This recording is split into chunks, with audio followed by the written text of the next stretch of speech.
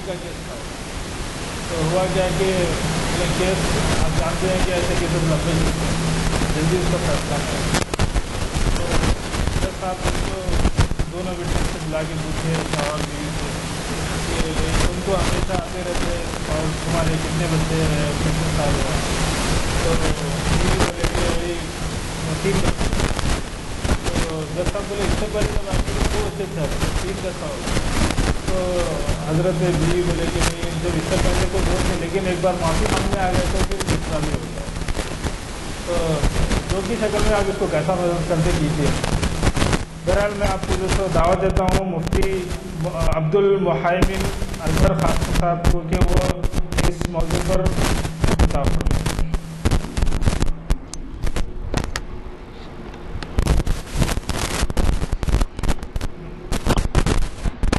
अऊज़ु बिल्लाहि मिनश शैतानिर रजीम बिस्मिल्लाहिर रहमानिर रहीम अत्तलाक़ु मर्रतान फ़इम्साकुम बिमारूफ़िन औ तस्रीहुम बिइहसान सदक़ल्लाहुल अज़ीम। बुज़ुर्गान मोहतरम, ये अल्लाह रब्बुल इज़्ज़त का एक अजीब निज़ाम है कि अल्लाह ताला मुख्तलिफ़ ख़ानदानों, मुख्तलिफ़ क़बाइल, मुख्तलिफ़ इलाक़े और मुख्तलिफ़ मिजाजों के 2 अफराद को निकाह के उन्वान से इज़्दिवाजी बंधन में बांध देते हैं और फिर इस निकाह के बाद दोनों के दरमियान इज़्दिवाजी एतबार से मुख्तलिफ़ किस्म के हुकूक़ रब्बे ज़ुल जलाल की जानिब से इन दोनों के लिए लाजिम किए जाते हैं। और जो लोग अल्लाह रब्बुल इज़्ज़त की फरमाबरदारी करते हुए उन हुकूक़ की रियायत करते हैं, उन हुकूक़ की तामील करते हैं, उन हुकूक़ की तकमील करते हैं और ख़ुसूसियत के साथ इस रिश्ते में हक़ तलबी से बढ़कर हक़ की अदायगी की फ़िक्र करते हैं। ज़ौजैन में से हर एक की फ़िक्र इस बात की होती है कि मैं अपने शरीक का कोई हक़ मारने वाला न बनूँ। अल्लाह ने मेरे शरीक के सिलसिले में मुझ पर जो हुकूक़ लाजिम फरमाए हैं मैं अपनी हद तक उन तमाम हुकूक़ को अदा कर दूँ,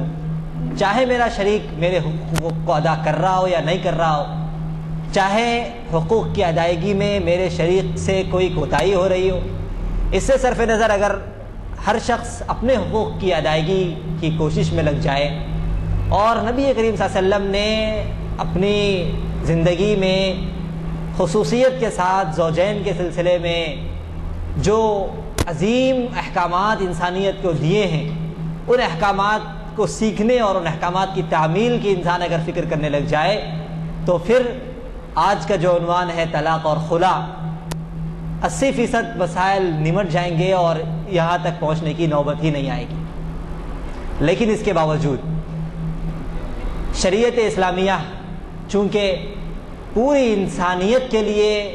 उतारी गई शरीयत है और इस शरीयत में अल्लाह रब्बुल इज़्ज़त ने हर तरह की मुश्किलात और हर तरह के मसाइल का हल रखा है, तो जब तक इस उन्वान को शरीयत में दाखिल न किया जाए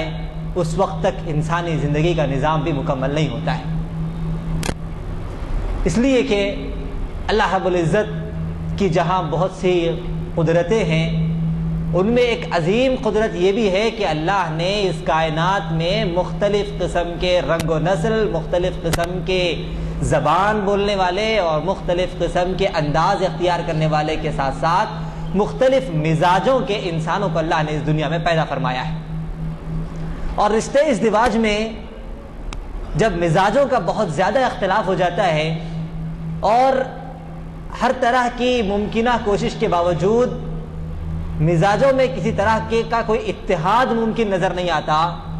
और मिजाजों में किसी तरह की कोई एकसानियत और मिजाजों में किसी तरह का कोई इत्तेहाद और उसकी कोई सूरतें नज़र नहीं आती, तो फिर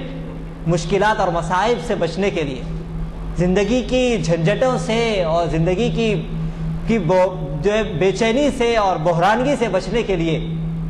رب ذوالجلال نے ایک آپشن طلاق اور خلا کا بھی رکھا ہے۔ چنانچہ طلاق اور خلا کے آپشن کو نبی کریم صلی اللہ علیہ وسلم نے ایک بہت ہی مکروہ حرکت ضرور قرار دیا ہے۔ طلاق کے سلسلے میں حضور اکرم صلی اللہ علیہ وسلم نے انسانوں کو اس بات کی تاکید ضرور فرمائی ہے کہ جب تک ہو سکے انسان نباہ کی کوشش کرے، جس آخری حد تک ہو سکے انسان اس آپشن کو اختیار کرنے سے اپنے آپ کو دور رکھے، یہاں تک کہ حلال چیزوں میں سب سے مبغوض ترین چیز اس کو قرار دیا گیا، سب سے مکروہ ترین چیز اس کو قرار دیا گیا۔ لیکن اس کے ساتھ ساتھ اس بات کی بھی اجازت دی گئی کہ اگر میاں بیوی کے درمیان قائم اس رشتے کی دیواریں بہت زیادہ بودھی ہو چکی ہوں تو پھر ان دیواروں کو منہدم کر دینے اور ان دیواروں کو محبت کے ساتھ ختم کر دینے ہی میں امن و عافیت ہے، ورنہ یہ دیواریں جانوں کے تباہی کا اور جانوں کی ہلاکت کا اور نسلوں کی ہلاکت کا ذریعہ بن سکتی ہے۔ اسی لیے ہمیں جہاں یہ بات ملحوظ رکھنا ہے کہ طلاق ایک بہت ہی مکروہ حرکت ہے، وہیں یہ بات بھی ہمیں ملحوظ رکھنا ہے کہ طلاق اللہ رب العزت کی طرف سے ایک نعمت بھی ہے۔ اس نعمت کی وجہ سے بہت سی زندگیاں تباہی سے بچ سکتی ہیں، اس نعمت کی وجہ سے بہت سی زندگیاں آپسی الجھنوں سے اور آپسی تکلیفوں سے بچ سکتی ہیں۔ لیکن اس کے سلسلے میں بھی ضرورت اس بات کی ہے کہ شریعت نے طلاق اور خلع کے سلسلے میں جو احکامات بیان فرمائے ہیں اور اس کے سلسلے میں جو واضح ہدایات انسانیت کے لیے جاری فرمائی ہیں، ان واضح ہدایات کو اس آپشن کے استعمال کرنے والے ملحوظ رکھیں۔ لیکن آج المیہ یہ ہے کہ لوگ اس آپشن کو بہت استعمال کر رہے ہیں، لیکن اس آپشن کا جو طریقہ پیارے حبیب صلی اللہ علیہ وسلم نے انسانیت کو سکھایا تھا، اس کا جو طریقہ استعمال نبی کریم صلی اللہ علیہ وسلم نے امت کو بتایا تھا اور امت کو جو سکھایا تھا کہ اس کو کب استعمال کیا جانا چاہیے، استعمال اگر کر رہے ہیں تو کیسے استعمال کرنا چاہیے، اس کے سلسلے میں کون کون سی شکلوں سے اپنے آپ کو بچانا چاہیے، اور اگر طلاق کا آپشن کوئی انسان استعمال کرتا ہے تو اس آپشن کے بعد دونوں کے درمیان معاشرتی اعتبار سے کچھ اخلاقی فرائض بنتے ہیں، ان اخلاقی فرائض کو کیسے نبھانا چاہیے اور ان اخلاقی فرائض کی فریقین کیسے پاسداری کریں۔ پیارے حبیب صلی اللہ علیہ وسلم نے انسانیت کو یہ تمام چیزیں مہیا کی تھی اور فراہم کی تھی، لیکن انسانیت یا تو افراد کا شکار ہو گئی یا تفرید کا شکار ہو گئی۔ کچھ وہ لوگ پیدا ہوئے جنہوں نے طلاق کے سلسلے میں اس قدر کوششیں کی کہ گویا طلاق کا آپشن انسانیت کے درمیان سے نکال دیا جائے اور طلاق کے آپشن کو مشکل سے مشکل تر بنا دیا گیا، اور اس بات کی کوشش کی گئی کہ طلاق کا آپشن انسانوں کے لیے بہت ہی مشکل ترین بن جائے اور کوئی انسان اس آپشن کو استعمال کرتے ہوئے گھبراہٹ کا شکار ہو جائے، مشکل کا شکار ہو جائے اور اپنی زندگی کو الجھنوں کا شکار رکھنے کو وہ پسند کرے، لیکن وہ طلاق کے آپشن کو استعمال نہ کرے۔ چنانچہ اگر آپ بعض عدالتی فیصلوں کو دیکھیں گے اور عدالت کے بعض فیصلوں کے سلسلے میں شریعت کے فیصلوں سے اگر آپ ان کو کمپیئر کریں گے، آپ واضح طور پر محسوس کر پائیں گے کہ بہت سی شکلوں میں عدالت نے طلاق کو مشکل سے مشکل تر بنانے کی بھرپور کوشش کی ہے۔ حالانکہ واقعات کے تناظر میں اگر آپ ان حالات کا جائزہ لیں تو وہ مشکل تر بنانا خود انسانیت کے لیے ہلاکت کا باعث ہوا۔ حکومت نے جب طلاق کو مشکل بنایا، شوہر جب بیوی سے پریشان ہو گیا تو وہ شوہر جسے اللہ کا خوف نہیں، جسے نبی کریم صلی اللہ علیہ وسلم کی تعلیمات سے کوئی واقفیت نہیں، جسے اللہ رب العزت کے دربار میں حاضر ہو کر جواب دینے کا کوئی استحضار نہیں، ایسے لوگ جب طلاق کے آپشن کے سلسلے میں نا امید ہو گئے اور انہیں ایسا محسوس ہونے لگا کہ طلاق دینے کے بعد میری زندگی مشکلات سے بچنے کے بجائے عدالتوں کے چکروں میں مزید مشکلات میں گر جائے گی، ایسے بہت سے مردوں کی جانب سے آئے دن پیپر میں آپ کو واقعات پڑھنے کے لیے ملیں گے جنہوں نے اپنی بیویوں کو مشکل سے بچنے کے لیے ہلاک و برباد کر دیا، انہوں نے قتل کر دیا، انہوں نے مختلف قسم کی ایسی گھناؤنی حرکتیں کر دی کہ مشکلات سے بچنے کے لیے انہیں اس قدر گھناؤنا جرم کرنے کی ضرورت نہیں تھی۔ اگر وہ اسلام کی روشنی میں ان مشکلات کا حل تلاش کرتے تو بڑی آسانی کے ساتھ انہیں اس مشکل کا حل نظر آ سکتا تھا۔ شریعت نے طلاق کو مشکل کرنے کے لیے طلاق کے بعد نفقے کے مسئلے کو زندگی بھر کے لیے لازم کر دیا کہ جب تک بیوی زندہ رہے گی اور دوسری شادی وہ نہیں کرے گی اس وقت تک شوہر پر بیوی کے لیے نفقے کی ادائیگی لازم ہوگی۔ طلاق کو مشکل کرنے کے لیے عدالت نے بیویوں کے لیے ایسے مختلف قسم کے قوانین عورتوں کی حفاظت کے نام سے بنائے کہ جن کا وکلا حضرات نے اور عورتوں نے غلط استعمال کرتے ہوئے عجیب قسم کی صورتحال پیدا کر دی، اور ڈوری کیس، یہ کیس، وہ کیس کے نام سے مختلف قسم کے ایسے کیسوں میں انسانوں کو پھنسا دیا کہ نہ ان کی زندگی سنورنے پڑتی ہے نہ انہیں بگڑنے پڑتی ہے۔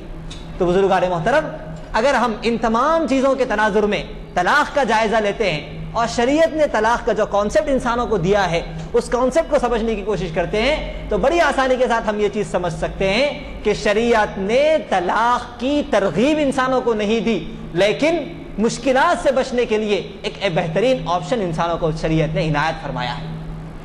اس کے لیے سب سے پہلے طلاق کے معنی اور مفہوم کو ہم سمجھتے ہیں۔ شریعت نے طلاق کا کیا کانسیپٹ انسانوں کو دیا ہے، کیا طریقہ انسانوں کو سکھایا ہے، اس طریقے کو چھوڑنے کی وجہ سے وہ تمام مشکلات پیش آئی جن مشکلات سے بچنے کا حل عدالتوں نے ان مختلف طریقوں سے نکالا ہے۔ بزرگان محترم، طلاق کا جو شریعت نے کانسیپٹ دیا ہے وہ بہت ہی سمپل سا کانسیپٹ ہے اور بہت ہی بہترین کانسیپٹ ہے۔ سب سے پہلے انسانوں کو اس بات کا حکم دیا گیا کہ اگر زوجین کے درمیان اتفاق نہیں ہو پا رہا ہے، اگر زوجین کے درمیان ملاپ اور محبت کے بجائے تنازعات بڑھتے چلے جا رہے ہیں، سب سے پہلا حکم یہ دیا گیا کہ شوہر کی جانب سے ایک حکم، بیوی کی طرف سے ایک حکم متعین کیا جائے۔ اس لیے کہ جب دونوں عقلیں آپس میں لڑتی ہیں تو ہر شخص اپنے مفاد کو حاصل کرنے کی کوشش کرتا ہے، نتیجہ یہ ہوتا ہے کہ کوئی بھی آدمی اپنے مفادات میں کسی قسم کی کمپرومائز کے لیے تیار نہیں ہوتا، اور کمپرومائز کے لیے جب تیار نہیں ہوتا تو پھر تنازعات بڑھتے چلے جاتے ہیں۔ اسی لیے سب سے پہلے اس بات کا حکم دیا گیا کہ اگر کوئی جوڑا آپس میں نباہ نہیں کر پا رہا ہے تو انہیں ترغیب اس بات کی دی گئی کہ طلاق کے آپشن کو استعمال کرنے سے پہلے وہ آپس میں صلح کے آپشن کو استعمال کریں، اور صلح کے آپشن کا طریقہ یہ بتایا گیا کہ صلح کے آپشن میں اگر دونوں میں سے کسی ایک جانب کے لوگ ہوں گے تو پھر دباؤ ایک طرف پڑے گا اور دوسرا فریق مطمئن نہیں ہوگا، اور دوسرا فریق جب تک دل سے مطمئن نہیں ہوگا اور ظاہر میں کمپرومائز کرے گا، نتیجہ وہی نکلے گا کہ دل جب تک مطمئن نہیں ہوگا یہ تنازعات اور یہ مشکلات حل نہیں ہونے پائیں گے۔ اسی لیے حکم دیا گیا کہ فبعثوا حکما من اہلہ وحکما من اہلہا، کہ ایک حکم مرد کی جانب سے متعین کیا جائے اور دوسرا حکم عورت کی جانب سے متعین کیا جائے، اور یہ دونوں حکم ایسے ہو جن کے اندر اللہ کا خوف ہو، جن کے اندر صلح کا جذبہ ہو، جن کے اندر فساد کے بجائے اصلاح کا جذبہ ہو، اور وہ اصلاح کے جذبے سے دونوں کے مفادات پر غور کریں، اصلاح کے جذبے سے دونوں کے مشکلات اور مسائل پر غور کریں، اور مشکلات اور مسائل پر غور کرنے کے بعد کسی ایسے نتیجے کو پہنچیں جس نتیجے میں زوجین کی رضامندی ہو، جس نتیجے میں زوجین کی بھلائی ہو، جس نتیجے میں زوجین میں سے ہر کوئی اپنے کچھ حقوق کو معاف کریں اور اپنے کچھ حقوق تک وہ پہنچ سکے۔ چنانچہ صلح کے سلسلے میں یہی کام کیا جاتا ہے کہ سب سے پہلے ان کے مسائل کو سنا جاتا ہے، ان کے مسائل کو سننے کے بعد ان کے مطالبات سنے جاتے ہیں، اور ان کے مطالبات سننے کے بعد دونوں کے جو جائز مطالبات ہوتے ہیں اور وہ مطالبات جو ایک دوسرے کے متضاد نہیں ہوتے، ایک دوسرے کے خلاف نہیں ہوتے، ان مطالبات کو قبول کیا جاتا ہے، اور وہ حکم حضرات ان زوجین کو اس بات کا پابند کرتے ہیں کہ وہ اپنے فلاں فلاں حقوق معاف کر دیں اور فلاں فلاں مطالبات کی وہ تکمیل کریں۔ بہت سی مرتبہ پہلے اسٹیپ کے طور پر صلح کی یہ کوشش کامیاب ثابت ہوتی ہے، اور صلح کی کوشش کے بعد جب دونوں اپنی زندگی کو ریکور کرنے کے لیے ان حکم حضرات کی جانب سے بتائے گئے مشوروں پر عمل کرتے ہیں اور اپنے کچھ حقوق معاف کر کے کچھ اپنے سامنے والے کے حقوق کو ادا کرنے لگ جاتے ہیں، تو پھر بڑی حد تک مشکلات حل ہوتی ہیں اور بڑی حد تک آپس کی غلط فہمیاں دور ہوتی ہیں۔ لیکن صلح کا یہ آپشن شریعت نے لازم اور واجب قرار نہیں دیا، بلکہ شریعت نے صلح کے اس آپشن کو بطور ترغیب کے انسانوں کے سامنے رکھا کہ دیکھو تم اپنی زندگی کو ہلاک کرنے سے بہتر یہ ہے کہ تم طلاق کے آپشن کو استعمال کرنے سے پہلے صلح کے اس آپشن کو استعمال کر لو۔ ممکن ہے کہ رب ذوالجلال اس میں خیر پیدا کر دے اور اس کے ذریعے تمہارے درمیان کا رشتہ مضبوط ہو جائے، اور اگر یہ زوجین صاحب اولاد ہوں تو اولاد کے مستقبل کے سلسلے میں بڑی مشکلات پیش آنے سے رہ جائیں۔ چنانچہ سب سے پہلے اس بات کا حکم دیا گیا کہ صلح کا آپشن استعمال کرو، اور اگر صلح کے آپشن کے بعد بھی بات نہ بنے تو پھر شریعت نے طلاق کا جو طریقہ سکھایا ہے، ہم میں سے اکثر لوگ اس طریقے سے ناواقف ہوتے ہیں۔ لوگوں کے ذہن میں یہ بات ہوتی ہے کہ طلاق کا مطلب یہ ہے کہ غصے سے 3 مرتبہ کہہ دو طلاق طلاق طلاق، قصہ ختم، دونوں کے درمیان کا رشتہ بالکل ختم ہو گیا، منقطع ہو گیا۔ اب جب غصہ ٹھنڈا پڑتا ہے، غصے پر قابو پاتے ہیں، اب فکر ہوتی ہے کہ نہیں یہ تو غلط کام ہو گیا، اب تو بچوں کے مستقبل کا مسئلہ ہے، یہ مسئلہ ہے، وہ مسئلہ ہے، مختلف قسم کے مسائل جب سامنے آتے ہیں، اب حل تلاش کرنے کے لیے نکلتے ہیں اور اس بات کی کوشش کرتے ہیں کہ چاہے کچھ ہو جائے ہمارے درمیان دی گئی اس طلاق کو کالعدم قرار دیا جائے۔ حالانکہ شریعت نے جو طلاق کا طریقہ سکھایا تھا، اگر اس طریقے کو استعمال کیا جاتا تو چاہے آدمی 1 مرتبہ طلاق دے، چاہے 2 مرتبہ طلاق دے، اس کے لیے کوئی مسئلہ نہیں تھا۔ 3 مہینے تک کا وقت اس کے پاس تھا، اور اگر طلاق بائن ہے تو زندگی بھر کا وقت اس کے پاس تھا۔ جب بھی وہ ندامت محسوس کرتے، جب بھی وہ اپنے فیصلے کو واپس لینا چاہتے، بڑی آسانی سے آپسی اتفاق کے ساتھ وہ اس کو واپس لے سکتے تھے، لیکن محض ناواقفیت کی وجہ سے، محض جذبات کی وجہ سے اور محض غصے کی وجہ سے ایسا اقدام کر بیٹھتے ہیں جس کی وجہ سے ہمیشہ ہمیشہ کے لیے وہ کفِ افسوس مرنے لگتے ہیں، لیکن ان کے مسئلے کا کوئی حل نکلتا نظر نہیں آتا ہے۔ شریعت نے طلاق کا جو طریقہ سکھایا ہے، اس طریقے کو سمجھنے کے لیے آپ یہ بات ذہن میں رکھیں کہ طلاق کی 3 قسمیں ہیں۔ طلاق کی 3 قسمیں ہیں۔ پہلی طلاق جس کو طلاق رجعی کہتے ہیں، پہلی طلاق جس کو طلاق رجعی کہتے ہیں۔ طلاق رجعی کا مطلب یہ ہے کہ مرد عورت کو طلاق دے، اور طلاق دینے کے بعد عدت کے درمیان یعنی 3 مہینے کے درمیان مرد کو اس بات کا اختیار ہوتا ہے کہ وہ صرف اتنے لفظ کے ساتھ کہ میں نے اپنے طلاق سے رجوع کر لیا، میں نے اپنی بات واپس لے لی، میں نے اپنی طلاق واپس لے لی، اتنے سے جملے کے ساتھ وہ دوبارہ نکاح کے رشتے کو پھر باندھ سکتا ہے۔ یہ طلاق رجعی ہے۔ شریعت کہتی ہے کہ اگر مسئلہ نہیں نبھ رہا ہے تو پہلے آپشن کے طور پر تم طلاق رجعی کو استعمال کرو۔ 1 طلاق دو، طلاق رجعی۔ اگر تم طلاق رجعی دو گے، بعض مرتبہ ہوتا ہے غصے میں انسان ہوتا ہے، طلاق کا فیصلہ کر لیتا ہے، ٹھیک ہے طلاق کا فیصلہ اس نے کر لیا۔ اگر وہ طلاق رجعی دے گا، 2 دن 4 دن میں غصہ تھمے گا، طلاق کا لفظ سننے کے بعد عورت کو اپنے مستقبل کی فکر لاحق ہوگی، وہ اپنے مستقبل کے بارے میں سوچے گی کہ اگر یہ رشتہ ایسے ہی ختم ہو گیا تو پھر میرے مستقبل کا کیا ہوگا، یہ ہوگا وہ ہوگا وہ ہوگا۔ بچے کے سلسلے میں، اولاد کے سلسلے میں سوچنے کا موقع ملے گا۔ 2-4 دن میں جب غصہ تھمے گا، پھر کچھ حل نظر آئے گا، فریقین کی جانب سے کسی طرح کی مصالحت کی کوئی بات بنے گی، اور پھر شوہر کہے گا کہ ٹھیک ہے اگر مسئلہ ایسا ہے، تم اپنے فلاں حقوق کو چھوڑنے کے لیے راضی ہو تو میں اپنے اس فیصلے کو واپس لیتا ہوں، میں طلاق سے رجوع کرتا ہوں، بات ختم ہو گئی۔ دوبارہ نکاح میں عورت آتی ہے، کسی طرح کا کوئی مسئلہ نہیں، کوئی ٹینشن نہیں، نہ عدالت میں جانے کی ضرورت، نہ قاضی کے پاس جانے کی ضرورت۔ تو طلاق کی پہلی قسم ہے طلاق رجعی۔ طلاق رجعی میں مرد جب طلاق دیتا ہے تو اس کو رجوع کرنے کا اختیار ہوتا ہے، اور جب تک عورت عدت کے درمیان ہوتی ہے نہ دوبارہ نکاح کی ضرورت پڑتی ہے، نہ مہر کی ضرورت پڑتی ہے، نہ گواہوں کی ضرورت پڑتی ہے، بس شوہر کے ایک لفظ کے ذریعے کہ میں نے رجوع کر لیا، دوبارہ رجوع ہو جاتا ہے۔ یہ طلاق رجعی ہے۔ دوسری طلاق ہے طلاق بائن۔ طلاق رجعی میں مزید وضاحت اور بھی یہ سن لیجئے کہ 3 مہینے میں اگر شوہر نے رجوع نہیں کیا، عدت مکمل ہو گئی، تو پھر یہ طلاق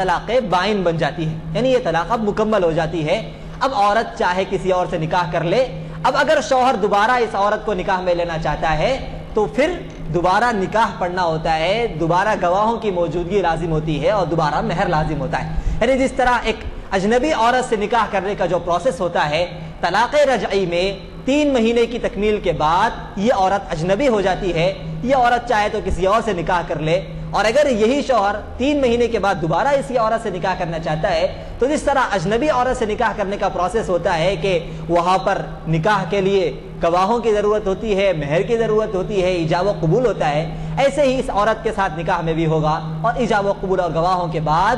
زندگی بھر جب کبھی شوہر اور بیوی دونوں آپس میں ایک دوسرے کے ساتھ پھر سے نکاح میں بندھنا چاہیں، نکاح کے ذریعے آپس میں ایک دوسرے کے ساتھ نکاح کے بندھن میں بن سکتے ہیں، کوئی مسئلہ نہیں۔ یہ ہے طلاق رجعی کا۔ دوسری طلاق ہے طلاق بائن۔ طلاق بائن میں شوہر جو طلاق دیتا ہے اس میں طلاق کے ساتھ لفظ بائن استعمال کرتا ہے کہ میں تم کو طلاق بائن دیتا ہوں، میں تم کو طلاق بائن دیتا ہوں۔ یہ جو طلاق بائن ہے، طلاق بائن تھوڑا سا طلاق رجعی سے اوپر کا اسٹیپ ہے۔ اس طلاق بائن میں چاہے عورت عدت میں ہو چاہے عورت کی عدت مکمل ہو گئی ہو، اگر شوہر دوبارہ اس عورت کے ساتھ رہنا چاہتا ہے تو پھر سے نکاح کرنا پڑے گا، پھر سے گواہوں کی موجودگی ضروری ہوگی، پھر سے ایجاب و قبول ہوگا اور پھر سے مہر لازم ہوگا۔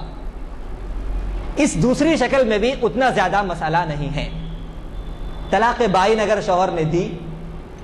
چند مہینوں کے بعد چند دنوں کے بعد اگر انہیں احساس ہوا کہ نہیں ہم سے غلطی ہو گئی، طلاق بائن ہمیں نہیں دینا چاہیے تھا،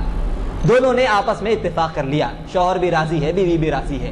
دوبارہ دونوں نکاح کرنا چاہتے ہیں، سمپل سا میٹر ہے، دونوں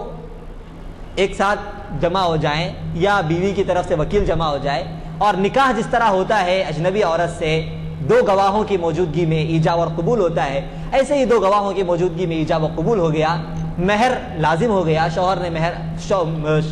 نے مہر ادا کر دیا، پھر دوبارہ آپس میں دونوں ازدواجی بندھن میں بندھ سکتے ہیں اور ازدواجی زندگی دونوں گزار سکتے ہیں۔ یہ ہے طلاق بائن۔ طلاق رجعی اور طلاق بائن یہ دونوں طلاق ایسی ہیں کہ ان دونوں طلاقوں کے ذریعے اگر شوہر اور بیوی دونوں آپس میں ایک دوسرے کے ساتھ زندگی گزارنا چاہتے ہوں تو بڑی آسانی کے ساتھ زندگی گزار سکتے ہیں۔ طلاق رجعی میں تو صرف لفظ رجوع کرنے سے دوبارہ زندگی گزر سکتی ہے، اور طلاق بائن میں دونوں کے آپس میں اتفاق کر لینے اور دونوں کی رضامندی سے دوبارہ نکاح پڑھ لینے کے بعد دونوں آپس میں ایک دوسرے کے ساتھ ازدواجی بندھن میں بن سکتے ہیں۔ پیارے حبیب صلی اللہ علیہ وسلم نے طلاق کا یہی طریقہ انسانیت کو سکھایا ہے۔ حضور اکرم صلی اللہ علیہ وسلم کے دور میں بھی طلاق کے بعد واقعات پیش آئے اور حضور اکرم صلی اللہ علیہ وسلم نے انہیں طلاق دینے کا یہی طریقہ سکھایا کہ تم عورت کو ایک طلاق بائن دو یا ایک طلاق رجعی دو اور اسی کے ذریعے وہ بائن ہو جائے گی اور پھر وہ چاہے کسی اور سے نکاح کر لے۔ یہ بڑا اچھا طریقہ اور بہت عمدہ طریقہ ہے۔ اس طریقے میں بہت سے آپشنز ہوتے ہیں، اس طریقے میں بہت ہی جو ہے دونوں کے لیے بھلائی ہوتی ہے۔ اس طریقے کو چھوڑ کر ایک تیسرا طریقہ ہے طلاق مغلظہ کا۔ اس طلاق مغلظہ کو سمجھنے سے پہلے یہ کہ یہ رجعی اور طلاق انلیمیٹڈ ایک مرتبہ پھر دوبارہ اس نے عورت کو یا تو رجوع کر لیا یا دوبارہ اس عورت سے نکاح ہو گیا، پھر دونوں کی زندگی ساتھ چلتی رہی، پھر اختلافات پیدا ہوئے، پھر طلاق کی نوبت آئی اور دوبارہ اس نے پھر طلاق دیا،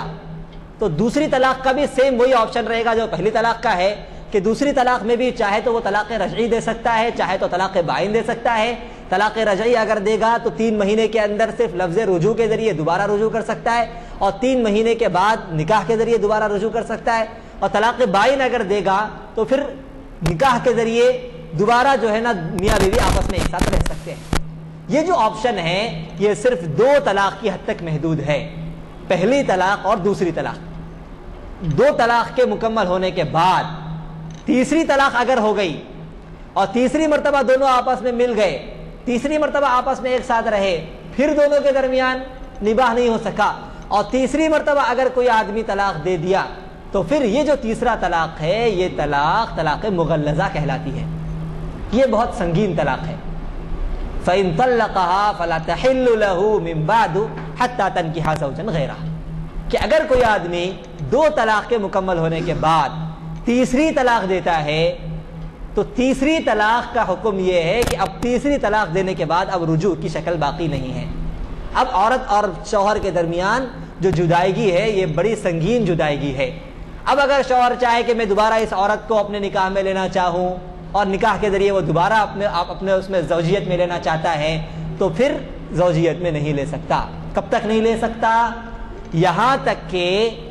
یہ عورت کسی اور سے نکاح نہ کر لے۔ اس کا کسی اور سے نکاح ہو گیا،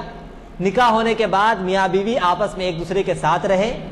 ساتھ رہنے کے بعد اس شوہر سے بھی اس بیوی کی نہ بن سکی اور اس شوہر نے اس بیوی کو طلاق دے دیا، اب یہ عورت دوبارہ پہلے شوہر کے نکاح میں آنا چاہے تو آ سکتی ہے، اس کے بغیر یہ عورت پہلے شوہر کے نکاح میں نہیں آ سکتی۔ یہ جو مسئلہ ہے کہ دوسرے شوہر سے نکاح ہونا، دونوں ایک ساتھ رہنا اور پھر دوسرا شوہر اس کو طلاق دینا اور پھر یہ عورت دوبارہ اس پہلے والے شوہر کے نکاح میں آ سکتی ہے، یہ جو مسئلہ ہے یہ مسئلہ تیسرے طلاق کا مسئلہ ہے۔ اور شریعت نے انسانوں کو یہ حکم سمجھایا کہ دیکھو یہ جو صورت ہے یہ بہت سنگین صورت ہے اور اس آپشن کو استعمال مت کرو. اگر پہلا آپشن استعمال کر لیے دوبارہ جم گئے, پھر دوسرا آپشن استعمال کر لیے دوبارہ جم گئے, پھر تیسرا آپشن استعمال کرنے کی ضرورت پیش آئے, تب تو تم اس آپشن کو استعمال کرو, اس کے بغیر اس آپشن کو استعمال مت کرو. اس لیے کہ جو کام ایک طلاق کے ذریعے ہو سکتا ہے تم خواہ کے اس کے لیے کیوں تین طلاق کا استعمال کرتے ہو؟ طلاق ویسے ہی اللہ کو محبوب نہیں ہے, طلاق ویسے ہی اللہ کو پسندیدہ نہیں ہے. جب تم ناپسندیدہ کام کر رہے ہو تو جس قدر تم کو ضرورت ہو اسی قدر تم اس کام میں اپنے آپ کو ملوث کرو. تمہارا کام ایک طلاق کے ذریعے ہو سکتا ہے, تمہارا کام ایک طلاق بائن کے ذریعے ہو سکتا ہے, پھر کیوں 2 طلاق دیتے ہو؟ تمہارا کام طلاق رجعی کے ذریعے ہو سکتا ہے, تم طلاق بائن دیتے ہو, چلو ٹھیک ہے طلاق بائن کی حد تک اجازت ہے, لیکن جب تمہارا کام ایک طلاق کے ذریعے ہو سکتا ہے تو تم کیوں 2 طلاق اور 3 طلاق ایک ساتھ دیتے ہو؟ چنانچہ نبی رحمت حضرت محمد رسول اللہ صلی اللہ علیہ وسلم کے دور میں جب بھی اس طرح کا واقعہ پیش آیا تو پیارے حبیب صلی اللہ علیہ وسلم نے سخت ناراضگی کا اظہار فرمایا, سخت غصے کا اظہار فرمایا. حضور اکرم صلی اللہ علیہ وسلم کے دور میں ایک صاحب نے اپنی بیوی کو 3 طلاق دے دیا. حضور اکرم صلی اللہ علیہ وسلم نے سخت غصے کا اظہار فرمایا اور ناراضگی کا اظہار فرمایا کہ کیا ضرورت تھی تم کو کہ تم نے 3 طلاق ایک ساتھ دے دیے. تو حضور اکرم صلی اللہ علیہ وسلم نے 3 طلاق ایک ساتھ دینے کو نہایت ہی مبغوض ترین عمل قرار دیا اور نہایت ہی غصے والا عمل حضور اکرم صلی اللہ علیہ وسلم نے اللہ کی ناراضگی والا عمل اس 3 طلاق کو قرار دیا.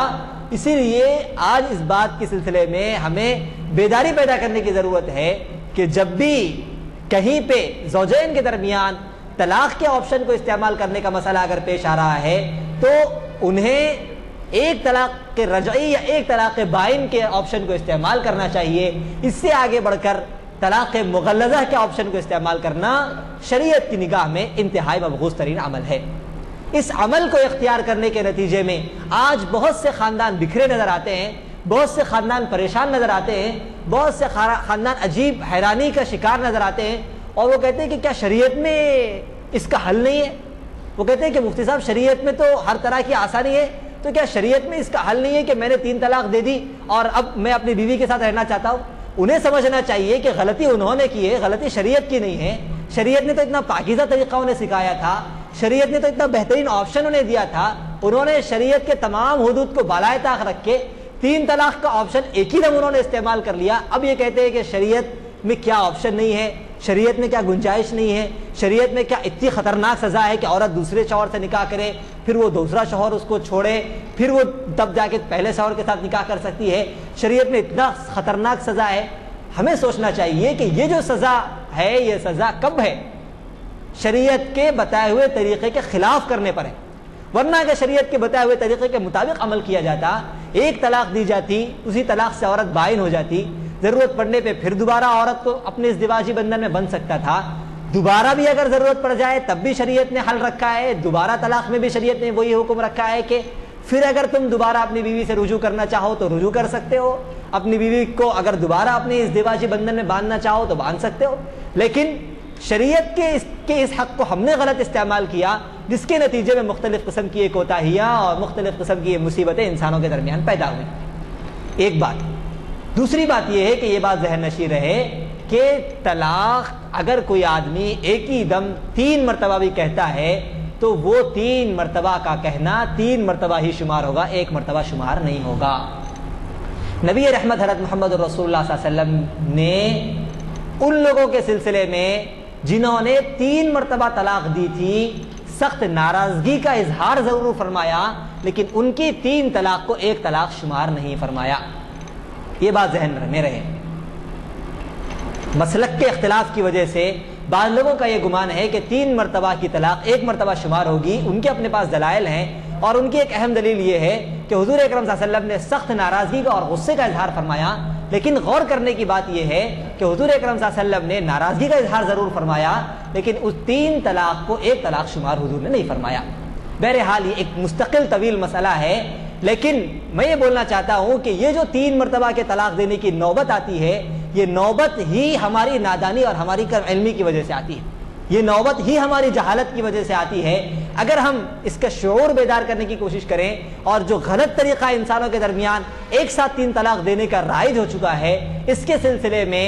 ہمارے بزرگ احباب اپنے خاندان میں جب بھی اس طرح کا موقع پیش آئے اور جب بھی انہیں بطور ثالثی کے وہاں پر پیش کیا جائے، وہ اس بات کا حکم دیں کہ اگر نباہ کا کوئی مسئلہ اگر نباہ کی کوئی صورت پیش نہیں آ رہی ہے اور نباہ کی کوئی ممکنہ صورت نظر نہیں آ رہی ہے اور طلاق کا آپشن استعمال کرنا لازم اور ضروری ہی دکھ رہا ہے، تو پھر بہترین طریقہ یہ ہے کہ آدمی ایک طلاق بائن یا ایک طلاق رجعی کے آپشن کو استعمال کرے۔ اس آپشن کو استعمال کرنے میں نہ کوئی دقت ہے، نہ کوئی پریشانی ہے، اور اگر طلاق کے آپشن کے استعمال کے بعد بھی اگر دونوں کے درمیان نباہ کی کوئی صورت ممکن نظر آتی ہے، بڑی آسانی کے ساتھ دونوں کو ایک دوسرے کے ساتھ جوڑا جا سکتا ہے۔ یہ طلاق کے سلسلے میں تفصیلی مسائل ہیں، وقت بہت کم ہے۔ ایک ہمارے موضوع کا دوسرا حصہ ہے خلا۔ خلا کے سلسلے میں مختصر سی روشنی ڈالنا چاہتا ہوں۔ خلا یا طلاق سے علیحدہ کوئی چیز نہیں ہے۔ اصل میں یہ ایسا موضوع ہے جس کے لیے ایک کافی طویل وقت چاہیے۔ وقت کی تمدامنی کی وجہ سے میں مختصر سے انداز میں یہ سمجھانا چاہوں گا کہ خلا کا جو آپشن ہے یہ آپشن طلاق سے زیادہ مختلف نہیں ہے۔ خلا کے سلسلے میں بعض لوگ یہ سمجھتے ہیں کہ یہ آپشن عورت کو دیا گیا ایک آپشن ہے، جس آپشن کے ذریعے عورت جب چاہے اپنے آپ پر خلا واقع کر سکتی ہے، اور عورت جب اپنے آپ پر خلا واقع کر لے گی وہ نکاح کے بندھن سے ختم ہو جائے گی۔ ایسا نہیں ہے بزرگان محترم۔ طلاق کا جو آپشن اللہ رب العزت نے دیا ہے وہ بہت ہی حکیمانہ انداز میں انسانوں کے سپرد کیا گیا ہے۔ نکاح کو توڑنے اور نکاح کو فسخ کرنے، نکاح کو ختم کرنے کا اللہ نے جو آپشن دیا ہے وہ دو لوگوں کے ہاتھ میں دیا ہے۔ ایک تو قاضی کے ہاتھ میں دیا ہے، حاکم کے ہاتھ میں، اور دوسرا شوہر کے ہاتھ میں، اور دونوں کے ہاتھ میں دینے کی بڑی مصلحتیں ہیں۔ ایک مصلحت عمومی ہے اور ایک مصلحت خصوصی ہے۔ اگر پورے معاشرے پر نظر ڈالا جائے تو بعض مرتبہ عمومی طور پر ایسے حالات پیش آتے ہیں کہ شوہر کی طرف سے بہت زیادہ ظلم ہو رہا ہوتا ہے، اور نہ شوہر بھلے انداز میں اپنی بیوی کو رکھنے تیار ہوتا ہے اور نہ ہی اس کو چھوڑنے کے لیے تیار ہوتا ہے۔ ایسے میں اگر حاکم کو طلاق کا آپشن، نکاح کو فسخ کرنے کا آپشن نہ دیا جائے تو پھر اس کی رعایا میں رہنے والے ایک فرد پر ظلم بڑھتا ہی چلا جاتا ہے اور اس ظلم کے ختم ہونے کا کوئی امکانات نظر نہیں آتے۔ اسی لیے حاکم کو اس بات کا اختیار دیا گیا کہ وہ مکمل طور پر صورتحال کا جائزہ لے کر مختلف زاویے سے اس کیس کی تحقیق کر کے اگر مناسب یہ سمجھتا ہے اور شوہر کی طرف سے ظلم محسوس کرتا ہے تو 16 وجوہات اس کی قرار دی گئی ہیں۔ ان 16 وجوہات میں سے کسی ایک وجہ کی بنیاد پر وہ میاں بیوی کے درمیان نکاح کو توڑ سکتا ہے۔ ایک آپشن حاکم کو دیا گیا، اور دوسرا آپشن، اب یہ جو آپشن ہے اس آپشن کو اگر استعمال کرنے لگ جائیں بہت دقت اور بہت مشکل پیش آئے گی۔ اگر یہ کہہ دیا جائے کہ بھائی پورے ملک میں کوئی شوہر اور بیوی آپس میں اپنے نکاح کو نہیں توڑ سکتے، اگر نکاح کو توڑنا ہوگا کورٹ میں جانا ہوگا، اور کورٹ میں جج اگر فیصلہ کرے گا تبھی دونوں کے درمیان نکاح ٹوٹے گا، اور اگر جج فیصلہ نہیں کرے گا زندگی بھر دونوں ایک دوسرے کے ساتھ نکاح کے بندھن میں بندھے رہیں گے۔ ہم اور آپ جانتے ہیں اگر اس مسئلے کو کورٹ کے حوالے کر دیں تو کورٹ میں مسئلہ چلتے چلتے دونوں کی زندگیاں ختم ہو جائیں گی، لیکن ہو سکتا ہے کہ بہت سے لوگوں کے مسائل حل نہیں ہوں گے۔ اسی لیے دوسرا آپشن شریعت نے شوہر کے ہاتھ میں دیا ہے۔ میاں اور بیوی میں سے شوہر کا انتخاب شریعت نے اس لیے کیا ہے کہ اللہ رب العزت نے فطری طور پر عورت کے اندر عورت کو بہت ہی نرم مزاج بنایا ہے، عورت کو بہت ہی جذباتی بنایا ہے۔ عورت بہت ہی جذباتی ہوتی ہے، اور اس کا یہ جذباتی ہونا خود انسانیت کے لیے بڑا نافع ہے، اس لیے کہ عورت اگر جذباتی نہیں ہوگی بیٹے کو وہ پیار نہیں ملے گا جو ماں کے ذریعے ملتا ہے۔ عورت اگر جذباتی نہیں ہوگی شوہر کو محبت نہیں ملے گی جو بیوی کے ذریعے ملتی ہے۔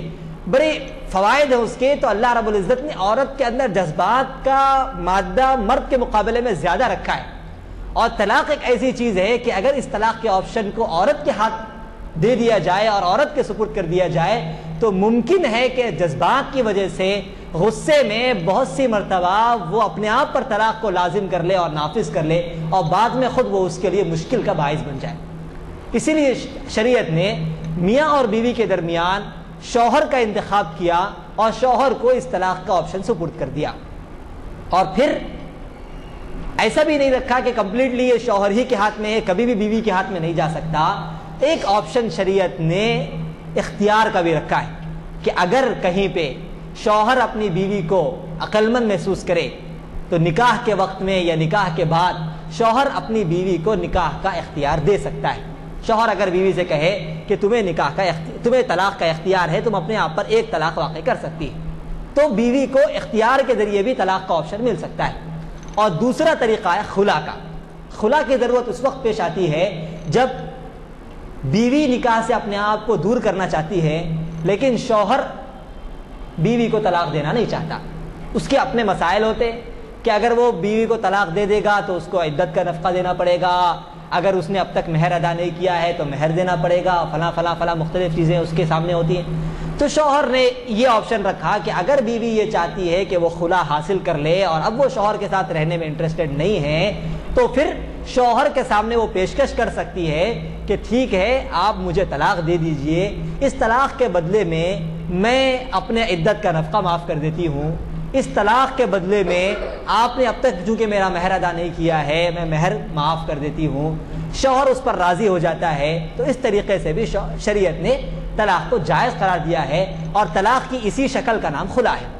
خلا کوئی الگ سے شکل نہیں ہے، بلکہ خلا کا مطلب یہ ہے کہ عورت کی طرف سے طلاق کی پیشکش ہوتی ہے، عورت کی طرف سے طلاق کا مطالبہ ہوتا ہے، اور اس مطالبے کے ساتھ ساتھ عورت پیشکش یہ کرتی ہے کہ آپ میری عدت کا نفقہ میں معاف کرتی ہوں یا مہر معاف کر دیتی ہوں، دونوں میں سے کوئی ایک یا دونوں معاف کر دیتی ہوں، آپ اس کے بدلے میں مجھے طلاق دے دیجیے۔ شریعت نے اس کی اجازت دی، لیکن ساتھ ہی ساتھ شوہر کو اس بات کی طرف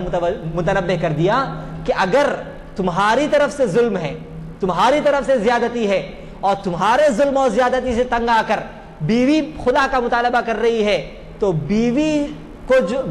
سے جو تم مال معاف کراؤ گے اللہ کے نزدیک اس مال کا تمہیں جواب دینا ہوگا۔ ظلم اگر شوہر کی طرف سے ہے، زیادتی اگر شوہر کی طرف سے ہے، اور اس زیادتی کے ساتھ اس زیادتی سے بچنے کے لیے، اس ظلم سے بچنے کے لیے عورت مال کا پیشکش کرتی ہے اور اس مال کو شوہر قبول کر لیتا ہے، تو شریعت کہتی ہے کہ یہ مال تو تم قبول کر رہے ہو، دنیاوی اعتبار سے طلاق تو لازم ہو جائے گی، لیکن تم نے ظلم کر کے بیوی کو اس بات پر مجبور کر دیا کہ وہ مال کا پیشکش کر کے اپنے آپ کو نکاح کے بندھن سے الگ کر لے، یہ جو مال تم حاصل کر رہے ہو اللہ کے نزدیک اس مال کا تمہیں جواب دینا ہوگا۔ لیکن اگر مشکل بیوی کی جانب سے، شوہر کی طرف سے کوئی زیادتی نہیں، شوہر کی طرف سے کوئی ظلم نہیں، شوہر کی طرف سے کوئی جو ہے مشکل نہیں، عورت اپنے کسی وجہ سے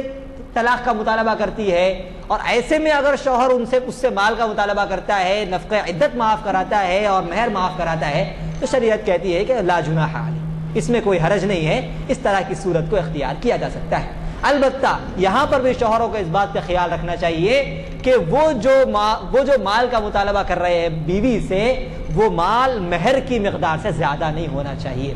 ایسا نہ ہو کہ شوہر طلاق کو بہت ہی بڑی قیمت میں بیچنے والا بن جائے، اور اس نے مہر تو ادا کیا تھا 5,000 روپے اور اب طلاق دینے کے لیے وہ وصول کر رہا ہے 15,000 روپے، یہ تو بڑی نفع کی تجارت ہو جائے گی۔ شریعت نے اس انداز سے اور اس طریقے سے شوہر کو منع کیا ہے، اور کہا ہے کہ اگر تم فدیے کے طور پر، بدلے خلا کے طور پر کوئی مال بیوی سے لے رہے ہو تو اس کی زیادہ سے زیادہ مقدار مہر اور نفقہ عدت ہے، اس سے زیادہ وہ مقدار نہیں بڑھنی چاہیے۔ یہ خلا اور طلاق کے سلسلے میں چند اہم اور بنیادی باتیں تھیں، اس سلسلے میں بڑی وضاحتیں ہیں۔ اس مختصر سی مجلس کا مقصد اس کے تمام مسائل کو واضح کرنا نہیں ہے، بلکہ اس سلسلے میں اس قدر شعور بیدار کرنا ہے کہ لوگ طلاق کے سلسلے میں شریعت کے احکامات کو ملحوظ رکھنے والے بن جائیں، اور شریعت نے طلاق کا جو طریقہ انسانیت کو سکھایا ہے اس ضرورت پڑنے پر اس پیارے طریقے کو استعمال کریں، تاکہ دنیاوی طور پر مختلف قسم کی مشکلات اور مختلف قسم کی جھنجھٹوں سے اپنے آپ کو محفوظ رکھ سکے۔ اللہ تعالیٰ سے دعا ہے کہ اللہ تعالیٰ ہمیں ان احکامات کو سمجھنے والا بنائے۔ آمین وآخر دعوانا الحمدللہ رب العالمین۔ ایک سوال ہے کہ اگر کوئی انجانے سے اگر 3 طلاق دے دے، لیکن جیسے ان کو معلوم نہیں ہے شریعت کے اصول قوانین، کیونکہ اللہ تعالیٰ بہت بڑے رحیم ہیں، تو ان کے ساتھ کوئی معاملہ نہیں ہو سکتا۔ دیکھیے اللہ تعالیٰ بہت بڑے رحیم ہیں، اللہ کا جو رحم ہے وہ رحم آپ اللہ کے اور بندے کے درمیان کے معاملات کے سلسلے میں کہہ سکتے ہیں کہ اللہ تعالیٰ بہت بڑے رحیم ہیں، کہ اللہ بندے نے فلاں گناہ کیا، اللہ بہت بڑے رحیم ہے، اللہ اس کو معاف کر دیں گے۔ بندے نے 5 نمازیں قضا کر دی، اللہ بہت بڑے رحیم ہے، اللہ اس کو معاف کر دیں گے۔ بندے نے رمضان کے روزے چھوڑ دیے، اللہ بہت بڑے رحیم ہے، ہو سکتا ہے اللہ اس کو معاف کر دے۔ لیکن وہ چیزیں جو بندوں کے حقوق سے متصادم ہوتی ہیں اور جن کے ساتھ بندوں کے حقوق شامل ہوتے ہیں، وہاں صاف طور پر یہ کہہ دیا گیا ہے کہ جب تک بندوں کے حقوق واضح طور پر مکمل نہیں ہوتے اس وقت تک اللہ تعالیٰ بھی اس کو معاف نہیں کرتے. تو اللہ تعالیٰ بہت بڑے رحیم ہے کا مسئلہ اللہ کے اور بندے کے درمیان میں چلے گا. دنیاوی جتنے معاملات ہیں جن کو ہم قضاء کا معاملہ کہتے ہیں, فیصلے کا معاملہ کہتے ہیں, وہ فیصلے کے معاملات تو جو شریعت نے متعین کر دیے ویسے ہی رہیں گے, اس میں کسی قسم کی تبدیلی اور اس میں بندے کے اور اللہ کے رحم کے درمیان دنیاوی طور پر کوئی ایسا فیصلہ نہیں ہوگا کہ اللہ بہت بڑے رحیم ہے, یہ آدمی اس نے غلطی سے کیا اس لیے اس کے لیے یہ سزا نہیں ہوگی, اس نے جان بوجھ کے لیے اس لیے اس کی سزا ہوگی, ایسا نہیں ہوگا. دونوں کے لیے حکم یکساں ہوگا. غصے میں دی جانے والی طلاق کا بھی وہی حکم ہوگا. عام حالات میں دی جانے والی, بہت سے لوگ پوچھتے صاحب غصے میں طلاق دے دیا تھا, تو ہم ان سے یہ کہتے ہیں کہ بھائی طلاق تو غصے ہی میں دی جاتی ہے, محبت سے کوئی آدمی طلاق نہیں دیتا, طلاق تو غصے ہی کا نتیجہ ہوتی ہے. تو غصے میں دی جانے والی طلاق بھی واقع ہوتی ہے. اسی لیے غصے سے بچنے کا طریقہ پہلے ہی شریعت نے بتایا کہ اگر تم غصے میں ہو تو اس وقت مت استعمال کرو طلاق کا لفظ, اس وقت مت استعمال کرو, بلکہ اس کے لیے تم اسٹیپ بائی اسٹیپ وہاں تک پہنچو. پہلے دونوں کے درمیان مصالحات کی کوشش کرو, مصالحات کی کوشش ناکام ہو تو طلاق رجعی کا, طلاق بائن کا آپشن استعمال کرو.